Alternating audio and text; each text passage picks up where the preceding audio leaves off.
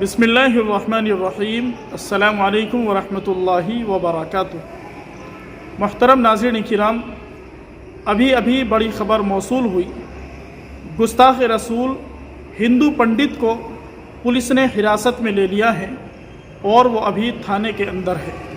इंशाअल्लाह बहुत जल्द ये ख़बर भी मौसूल होगी कि उस बदबख्त को जेल की सलाखों के पीछे डाल दिया जाएगा, इसलिए कि मुसलमान हर चीज़ को बर्दाश्त कर सकता है, लेकिन नबी अलैहिस्सलातु वस्सलाम की शान में गुस्ताखी की जाए, इस चीज़ को मुसलमान बर्दाश्त नहीं कर सकता। गुस्ताखी करने वाले बदबख्त और मलऊन को जब तक सज़ा नहीं हो जाती है और जेल की सलाखों के पीछे उसे नहीं डाल दिया जाता है, केफर किरदार तक उसे जब तक नहीं पहुंचा दिया जाता है, उस वक़्त तक हिंदुस्तान का मुसलमान चैन से नहीं बैठेगा। इस वक्त मुल्क हिंदुस्तान के अंदर तमाम के तमाम मुसलमान एक इज़्तिराबी कैफियत के अंदर मुब्तला है। मुसलमानों के दिलों को जो उस बदबख्त ने ठेस पहुंचाई है, यकीनन मुसलमान इस चीज़ को बर्दाश्त नहीं करेगा।